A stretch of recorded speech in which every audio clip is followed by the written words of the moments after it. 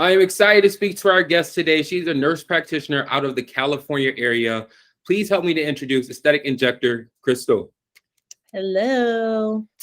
Hi, my name is Christal Parker. I am, as you said, a nurse practitioner here in Southern California and a med spa owner of Savvy Beauty and Wellness. So thank you for having me today, Jonathan. Yes, no worries, Christal. I am excited to speak to you. I know we met at the MedSpa Conference, so let's get into it. Yes, let's get into it. Hi, my name is Jonathan McLean, and I'm the founder and CEO of McLean Aesthetics.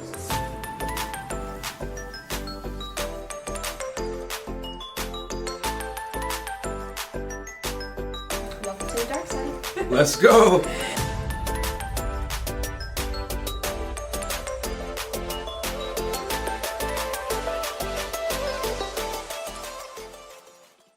So actually how I found out about you is I was sitting in the audience of one of the MedSpa conferences this year, one of the classes that they were putting on, and you were on the diversity and inclusion panel. Yes. How did you become, how did you get a part of that? How did you, tell us a little bit about that process. Well, I was at MedSpa last year, and there was basically the same topic. It wasn't a panel, it was two injectors speaking, and they were speaking on diversity. And I don't know, I just felt that it wasn't the type of diversity talk that I would have had if I was leading it. And then also too, some of the comments that were made during that episode, I noticed that, all the brown girl injectors, we were kind of huddling up like, did you hear that? Did they really say that? So I just went and talked to Alex. Alex is the owner of MedSpa. He's very approachable, very kind. So I just went to him and I was just like, hey, Alex, we kind of felt uncomfortable with that talk. And he really made it a point of his to want to do better, explore it. So he said, let's talk about it. So I then ended up contacting him after, MedSpa was over and just said, I'm definitely looking forward to continuing this conversation about diversity and aesthetics. And he felt it was important. So he invited me and Shannon to actually come on his podcast and do an interview about it. And then that led into him asking if we wanted to be on the diversity panel this year. So I was very honored to be able to lead the conversation, and it was a great time. Awesome. Yes, it was a great time. And I think you guys touched on a lot of different points, even in the audience. Like after you guys were speaking, I heard a lot of chatter about, what you guys were saying, and it was all good stuff. Like people were open to speaking about the issue. So I definitely think it made a difference, honestly. Oh, good. It's good to hear what the audience, besides, what people were coming up and telling me. So it's good to hear that the audience really recepted it. And a lot of people too, coming up after us saying, great talk, they're definitely interested in continuing the conversation. And I think that's what it's all about. Most people don't know what they don't know. And if you've been living with your friends, family, those who you grow up too close, you might not think about how diversity affects others. So I think we were at least able to bring awareness so people would think okay, and how much inclusion and just seeing an example of yourself, but I talked to one of the gentlemen on the panel with me, and he was saying at during our talk that George Baxter of Skin Spirit. Yes. Oh my gosh, don't tell him because we have been conversating. George Baxter Holder. Yes. He was saying how, he takes Delta now because he saw a flight and it had a gay couple on there, and he was able to see, okay, Delta gets it. They're including me. And I think that's very important. The same in marketing with diversity. When we see ourselves in these ads and these posters, then that's when we start to connect and think, oh, maybe Botox is for me. Maybe filler is for me. So it's important not only from the aspect of the manufacturers, making their marketing more inclusive of all nationalities, genders, things like that, but also from the people who own MedSpa, from that side, to hire a more diverse group of people so that when someone like myself walks into their establishment, they can at least say, oh, there's another, brown girl. So, you feel comfortable and you feel included. And those are just small things to add diversity and inclusion to one's practice. Yeah, and that's a really good point. I even see you can tell the times are changed, because you even see Tiana Taylor doing events for some of the pharmaceutical companies. Right, exactly. Yes, she is working with one of the pharmaceutical companies, and I thought that was amazing. And I know Allergan is doing some things where they're showing. I love their new ad about it's men, women, multicultural, just showing how they were before Botox, and then they do an interview after, and how they're still their normal selves. They just look fresher, brighter, and things like that. People are able to see themselves in that and think, okay, maybe this is for me. Yeah, for sure. It was very interesting to even see the statistic. I think in one of the classes they were saying that young men are going to be the new generation of aesthetics. Yes. Yes. Just, again, just having everyone feel included that these products are for them. Men, this is a mostly female dominated industry. So men might not feel comfortable that this is for them, but yeah, we can do Botox is a great thing for men, even just skincare, men taking care of their skin and, actually caring about what they're putting on their skin. So those things are definitely points. So I see, young men now it's okay. And they're starting to grow up and see that these things are okay for them to get. So the industry is definitely changing. Yes, for sure, for sure. Now, in many different, I want to say specialties, they already have diversity and inclusion built into their organizations and things of that. I feel like, the aesthetic industry is so new that we're starting to get to that point like now and kind of going forward. I remember when you were on the panel, one of the things that you highlighted was the hiring process and how you felt like it was harder to get a job, or how you felt like, hey, I don't know if I can do this because there's nobody like me doing it. I want you to touch on that point just a little bit more. Sure. So in the beginning of my career, and I've been a nurse for 12 years now, 11 of those years were spent in the ER. So definitely in my early stages, I thought, I could go and get hired as an injector. Now, this is when injecting still wasn't even as popular as it is now. So, now I can say, okay, they're being a little bit more strict. They want, experience. How are you going to get experience if you can't get hired anywhere? I see that for everyone. But back then, it wasn't like that. People were getting hired with no experience. They were, getting under the wings of the owners or their other senior injectors, and they were getting trained that way. And I just wasn't able to get either hired from after interviews or even getting, a callback. So yeah, that definitely was an issue. So I just gave up the dream of being an injector altogether. I figured, maybe, I had a friend that I remember, that's probably my latest thing before I got started in it myself. A friend had, she was doing some per diem work for a plastic surgeon. And I thought, okay, maybe I can get in that way. And then, segue my way into becoming an injector. But ultimately I just, gave up on it. And I then heard about starting IV hydration. So I thought ER nurse start IVs in the dark. I'll start doing IV hydration. And then that's when I met my medical director, because I still need a medical director. I met her and she did injecting on the side. I thought that was cool because she did it as she wanted. She didn't want to be this big time injector, but she liked doing it for the people. She always said, I'm as busy as I want to be. And that's truly how injecting is. You're as busy as you want to be. So I thought, okay, at this point was having kids. So, okay, I can do this part-time. So because I was able to see her doing it, then I knew, okay, there's another route I could take. And that was, doing it on my own and taking classes and spending the money to take classes. She would come train me and different things like that. So that was my journey into it. But yeah, it's definitely, not an easy one. And it's definitely just seems that there has been issues with, women of color getting hired, maybe because the owner doesn't, think that their clients would want to go to them, or because they don't think that they have a clientele that matches that person of color. But, it's definitely more people. Tiana Taylor, we talked about that. It's definitely aesthetics is getting more diverse, which I love to see it. So, I mean, it's a no-brainer to hire a diverse group of injectors in your business to help it grow. Yeah, no, for sure, for sure. I wanted to touch on that point you made about your medical director, because that's a huge point, right? Especially being a mid-level provider, you need someone that's supervising you and things of that nature. Yes. How important is the relationship between your medical director and you as a provider? Now, that's a good question, because I will say, and I also now help teach nurses how to start IV hydration businesses. So I work closely with them and potential medical directors, helping them find their medical directors.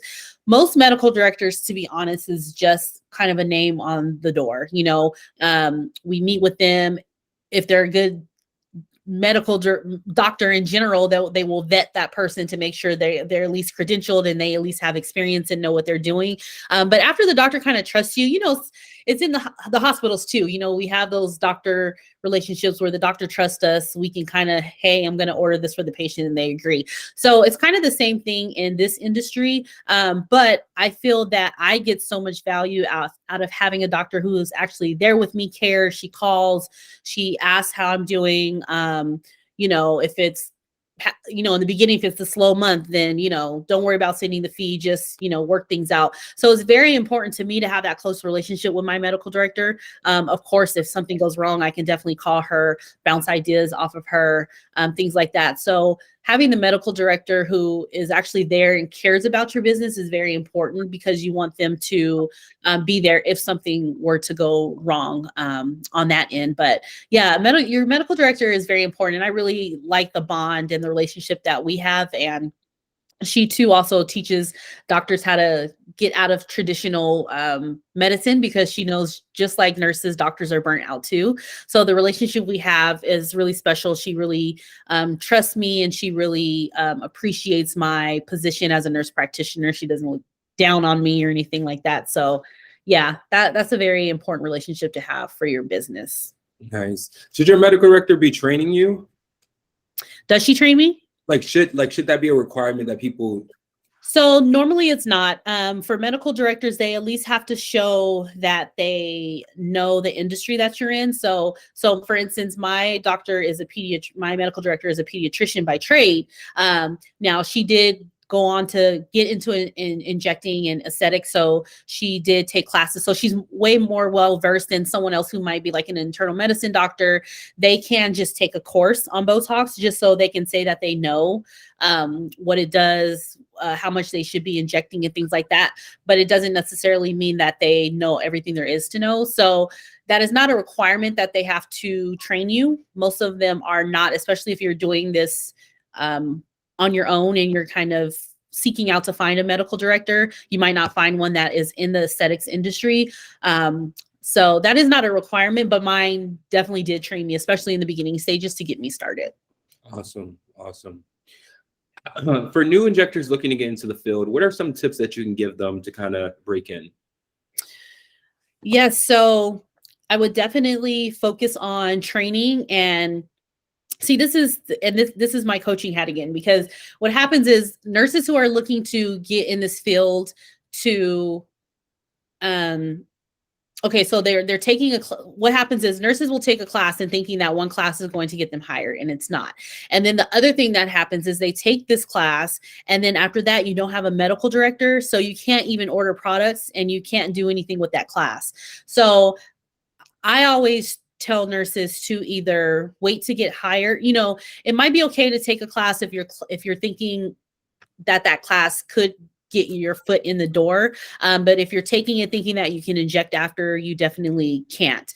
So I would say to first start there, to think about which pathway you want to take, if it's either trying to get hired somewhere or if it's trying to start your own med spa, then I would wait till you get a medical director. So that's one bit of advice. Second would be to don't be afraid to put yourself out there. I have people who email me to help. They might be in nursing school or they would just want to help. And that's how you can get in some of these places, is to maybe, and we all knew it. I mean, even back in the day, I knew I would have to take a pay cut to get trained, because they are training you and spending the money to train you. So be prepared to not only take a pay cut, but maybe you have to start as a secretary. I know Injector Bunny kind of starts her nurses off as her kind of medical assistant. So don't be too big-headed or not humble enough to start in those positions to get yourself hired or get a foot in the door. And also don't be afraid to reach out in people's DMs. I have had the best collaborations and friendships and partnerships start from sliding in someone's DM. So don't be afraid to do that. Now, don't go out there and, DM, the biggest injector and expect them to spend time training you. That's probably not going to happen. But if you see someone in your area that you connect with, reach out to them. I'm trying to do the same thing you do. That's amazing. Do you have any tips? Do you ever need any help? Can I shadow you? Can I pay to shadow you? Don't be afraid to invest, to pay to shadow someone, to kind of pick their brain. Also, I've also heard of people going and getting work done and kind of making friends with the injector, and then they can get their way in that way. So those are definitely some tips that I have on getting hired. Yeah, no, those are really good tips. Like I always tell injectors because I do recruiting, so when they contact me, I always tell them the same thing: collab with people in your area, like gain the experience that way. Practice in your family and friends, like things like that. Build your portfolio, build your social media, because those are the things that matter. Yeah, your families and friends are like the best because they'll let you practice on them and they won't really get mad if you make a mistake.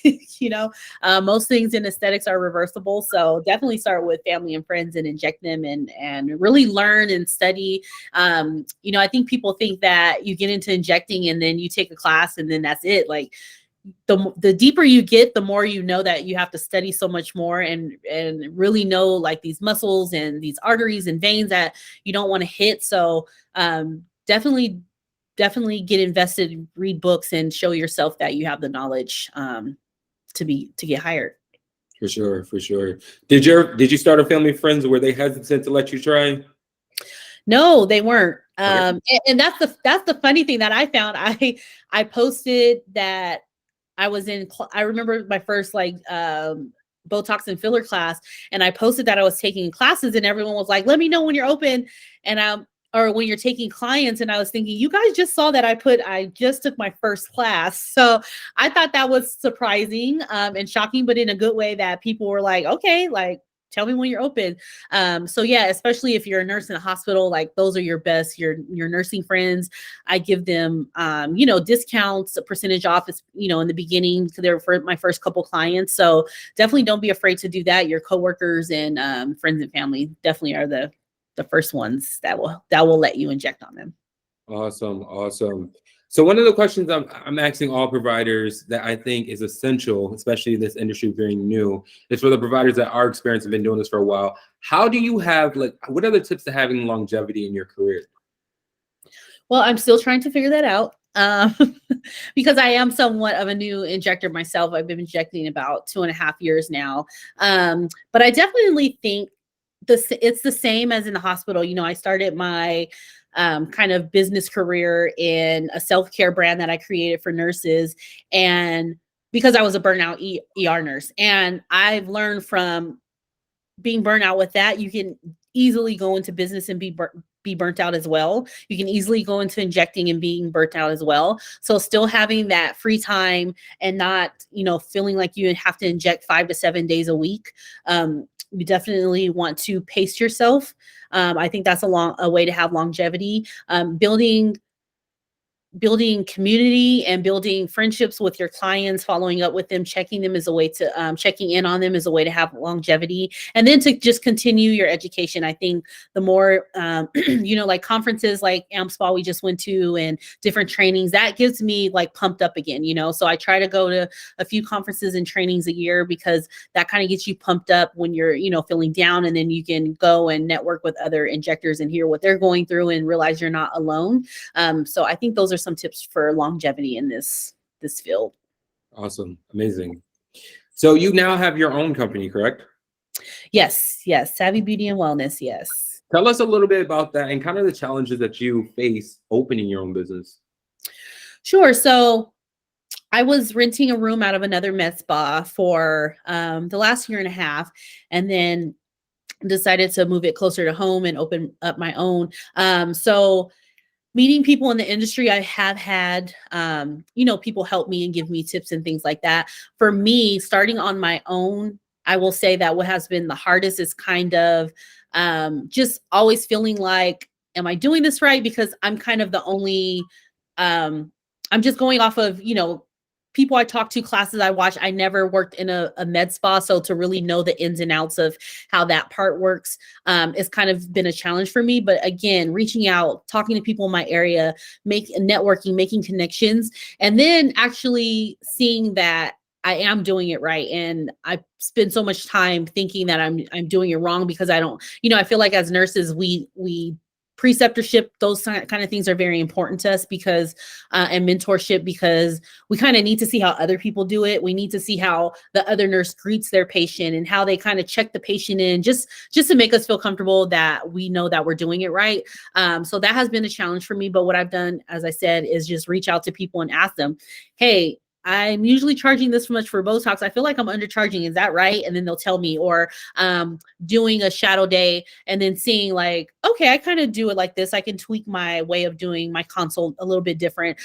So those have been challenges for me, just kind of coming up with my own flow and things and way of doing things. And then also just getting overwhelmed and getting in help. So I definitely have help now with, now that I'm in my own space, someone who can help make those calls and things like that. So I would definitely say another piece of advice, just get help immediately. For anything, just like virtual assistants to help you with designs and things like that have been very helpful. But that's the main challenge for me, is just knowing that I'm doing it right. And I want to get to the point so I can mentor other people. When I get to a point where I feel confident to be able to mentor other people so they can see how things should go, or how to be as safe and compliant as possible. Yeah, no, for sure. Pass the knowledge now and keep it going. Yes, for sure. What are some pros for ER nurses or anybody coming from the hospital or different settings? What are some pros and cons of this industry? Ooh, that's a good question.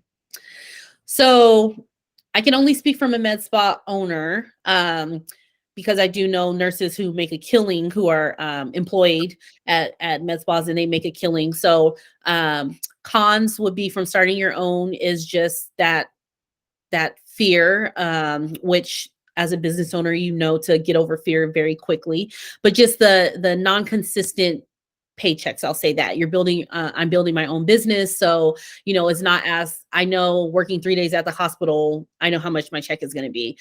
With business, I'm always investing, always giving back. So it's that whole thing might be a con.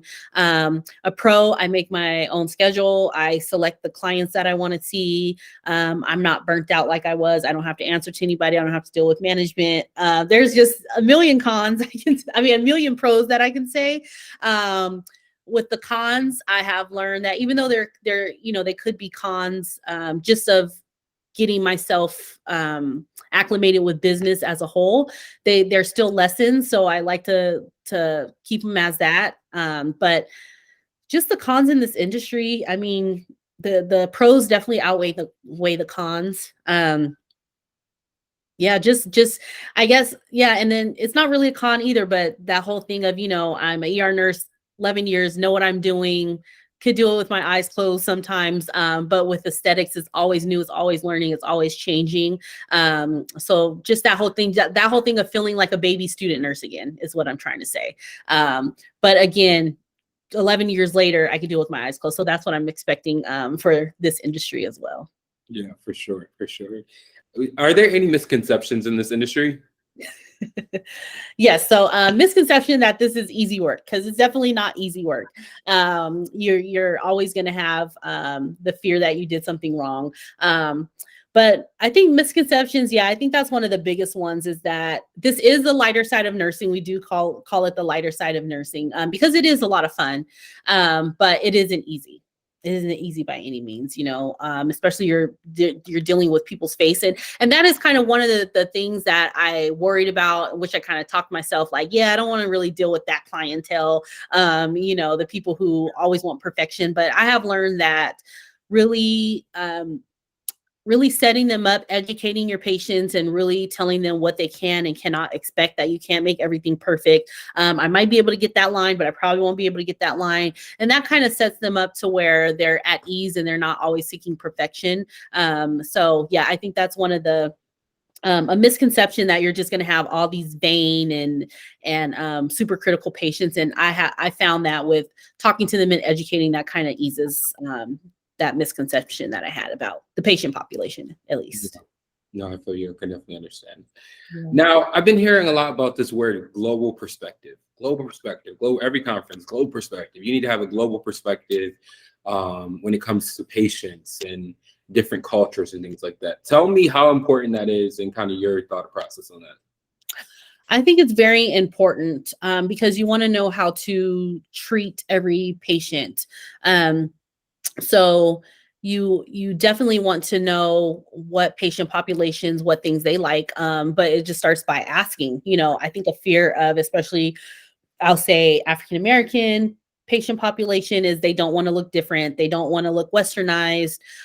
They want to keep their same look, but maybe look a little bit refreshed, versus other populations, might want to have that, as they call, their the standard of beauty. They want to have that standard beauty look. So I think just talking to your patients and being aware that there is more than one patient population, there is more than one culture, there's more than one race who are getting these treatments, and kind of have that perspective and kind of know, it's the same as in nursing. Just try to and in medicine in general, just knowing your different patient populations, global perspective, what this might be a sign of disrespect to one population. Just kind of having that awareness is very important, so that you don't offend your patient, and that you can be the best provider for your patient. And if not, then you can send them to someone else who might be able to do that a little better. For sure. Now, social media has been like literally the lifeline for this industry, I feel like, and so to speak. It's like the new marketing. It's a new way that people display who they are. Tell us a little bit about how it's affected your career, if you benefited from it, or is it a distraction, things like that. Yeah, and I definitely find that I have benefited from it in different areas. So for instance, for me, I am horrible with taking pictures before and afters. We're getting better on that. So I will say, I know once I get better with that, then my social will blow up on the injecting side. Now for me, I will say with my coaching and things like that, YouTube has been my friend, because I'm able to educate there better on coaching and kind of giving people free advice and education that way. So I say all that to say, I think that you have to pick which platform is best for you and work that platform. So yes. And so on the coaching side, YouTube, I don't want to say I've blown up on YouTube, my little 1,500 subscribers. But I think that, because I'll look at people and be like, oh, they have 20, 30,000 followers on Instagram, and then Instagram might not be your thing. So you have to find your thing. And it's just funny to me, like I have a group of friends, and one, she's killing on Instagram, another's killing it on TikTok. I'm like, I'm YouTube, and they're like, we don't really mesh well on YouTube, or I don't really mesh well on Instagram. So it's definitely about not giving up and kind of finding your the platform that's best for you. That's what I found in this industry. And then not to leave out LinkedIn. I definitely want to get more versed in LinkedIn, but social media, has been amazing for both platforms. I find that even if people, because I've tried to do a lot of, they call it guerrilla marketing, with like hitting the streets, meeting business owners, meeting people out there, and getting my name out there in these groups and communities, especially since I do want to educate and promote amongst women of color. So going to places and events where women of color are and speaking, they always tie it back and look at your socials. So even if you're doing that, you still have to have some presence on social, because that's how they're going to vet you. Now, it doesn't have to be posting every day, 10 times a day, but at least something where they can say, oh, I met her, here's her Instagram. They can see a little bit, it's like dating. They can see a little bit more of your personality, and then that way they'll book you from there. So social is definitely important, if not to be on it 24/7, at least have a presence on there so people could get to know a little bit more about you. Nice. What are people asking for the most in your area? In my area, so recently it's been weight loss. It's been a lot of weight loss. And toxins can keep you busy, 24/7. So definitely weight loss right now, and toxin. And then and you do get the filler patients in there as well. But I would say, and it kind of goes in seasons too. because like summer, my IV hydration will be really big. I'm introducing hormone replacement therapy, so I already see that growing a lot too. So yeah, those are probably pretty big ones out here. Great, great. Yeah, hormone replacement therapy is huge. And so, I mean, it's all over stuff. I feel like it started here and just kind of took off for everyone. It's big over there. Yeah, yeah. I'm really excited, and I always say that I can sell best because in medicine we don't deal with that. We treat, we take care of, and then we send them to billing to do the rest. So just trying to get out there and asking for the sale and things like that. I feel like I'm better if I get it myself and then I can speak to it. So recently got pelleted, do IV hydration, do the weight loss thing. So I'm able to speak to it and sell it, definitely do the talks. So able to speak to it in those ways. And it helps me to sell better when I've done it myself versus feeling like I'm salesy and trying to like give somebody something they might not need. Yeah, for sure, for sure. Are you referencing semaglutide? Yes. Mm-hmm. Nice, nice. What's your opinion on that, or how do you feel about that? So I love semaglutide, and I really try with my patients to, because there's been a lot of talk about like rebound weight gain and Ozempic face and things like that, and I just feel like they're targeting this drug because it is the newest, latest thing, but with any rapid weight loss, you're gonna lose weight from your face first, right? Which is your fat pads. With any thing you're doing, diet and exercising. If you stop diet and exercising, you're going to have rebound or eating, right? I shouldn't say diet. If you stop healthy eating and exercising, you're going to have weight gain. So I really try to take my patients through their journey and through my journey, trying to be an example to show, okay, and I always tell them too, you lose a little bit of weight. I like this drug because it allows you to lose a little bit of weight, to take that breather, to see that something's working. But now after 3-4 weeks, it's time to we got to do something to keep that going. Because yes, if you get off of this drug and you don't have those sensors telling you that you're full and you don't have cravings, then you're going to have rebound weight gain. So I really try to, let's start with drinking water. Let's do that for a week or two and get that down low. Let's start eating small meals, even though you don't feel like eating, like you have to eat. So really trying to work with my patients versus just throwing them on the drug, but really giving them a group and support where they can keep the weight loss going. That's great, because I feel like it's such a big trend right now. Everybody just kind of offering it, but that sounds great because people are going to have to get off the drug and they have to have a solution versus just like, here, take it. Oh, it worked. Okay, I'm done. Exactly. Yes. So you have your own podcast, right? Yes. Tell us a little bit about it. Yeah, so me and my business partner, Dr. Kiana Jones, we have a podcast called The Nurse Boss Shift, where shift happens. And in that podcast, we just talk to nurses because we are very passionate about entrepreneurship. We both have taken the leap and stepped out to being our own boss. So we want to inspire and encourage other nurses to do the same. We know that nursing, the field of nursing, nurses are very burnt out, especially after COVID.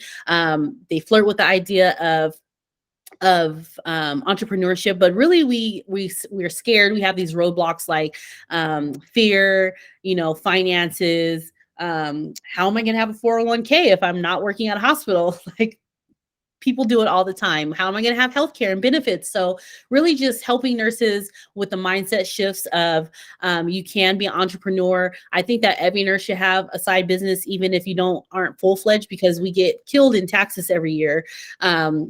Making all this money, especially travel nurses, and not having anywhere to put the money into, and even investing for, your future. Because, none of us want to be that 80-year-old nurse still on the floor trying to work. So we just encourage nurses. And even if you don't want to be an entrepreneur, we still talk about nursing hot topics. And we just had the corporate nurse on there, and she came and talked about how she does corporate nursing. So that's if you don't want to be a business owner, but you want to learn your options in corporate nursing, which is amazing money, remote jobs and things like that. So we just try to inspire nurses all that we can for business and curing burnout and just getting out of your own way. Wow, it's super cool, because the number one question I get asked by candidates, or even some candidates turn down jobs, is because how do I get insurance if the company doesn't offer insurance? There's many different ways, and just the benefits. And I always laugh a lot when nurses are like, well, what about retirement and things? Because I'm like, well, what does your 401k actually do? What are you investing in your 401k? And they're like, investing? I just give it to them, they handle it. So there's so much that we don't even know about these things that we're so fearful of giving up to starting our own business. But you can definitely get insurance, you can get amazing benefits, and you can get amazing 401k plans outside of the hospital. Nice. Who are some people to follow on social media to gain more knowledge? Sure. So some of my faves are Injector Bunny. I have her Patreon. Julie Bass Kaplan, her Patreon. Aesthetic Immersion is really good, because you want, even earlier today, I was going to do a brow lift, and I'm like, let me see what Bunny has new about the way she does brow lifts, just to watch those things, try to at least watch a couple videos today, just always learning and processing. So those are some of the big injectors that I follow. Some Dr. Surik. There's just a lot out there. I think you have to find someone that you relate to. And then once you do, just, try to get as much training from them as you can in any way that you can. But those are some of my favorites. Awesome. What are some conferences or trainings that you could recommend to the audience? So definitely AMSPA. AMSPA was really good. I'm looking to go to Aesthetic Next. I would like to go to that conference. I definitely want to do some cadaver labs next. So I'm looking for a cadaver lab course, because I really believe that is important to get that foundation. So yeah, those are the main ones. I know that they say, once you've gotten a lot of information here, then it's time to go abroad. So I'm definitely looking for, maybe next year doing some conferences abroad. I know there's one, I think it's in like France or something like that. That's a big conference. I would love to go to that one. There's a training in Dubai I would like to go to. So yeah, just getting as much education as I can, and then advancing that even further. Awesome. Sounds good. Well, thank you so much, Christal, for sitting down with me and speaking more about the aesthetic industry and your business. Please go ahead and tell everybody where they can find you, what you got planned next. Yeah, so I am Christal P Beauty NP. That's CHRISTAL P as in Parker, Beauty NP, nurse practitioner, on Instagram, and then also the same on YouTube, where I do a lot of education on IV hydration and just business in general. Next, you can find me either teaching my next IV hydration class or at your conferences. You can definitely find me there, and just showing other nurses that they can do the same on the podcast, The Nurse Boss Shift. So got a lot going on. Definitely continuing to push forward with diversity and inclusion with my reps, with the different companies that I work for, and then in the industry. So I'm always giving talks. I have a talk at a leadership conference because it's also important to me to educate women of color on different aesthetic treatments so that they can know that they are for them. So I do a lot of talks with groups who support women of color and leadership, just to let them know their options, what they have to make them feel good inside and out with weight loss and hormone replacement therapy, IV hydration, those things, and those things without even talking about the aesthetic side, but just health and wealth inside and out. Awesome. And until next time, bye. Thank you for having me.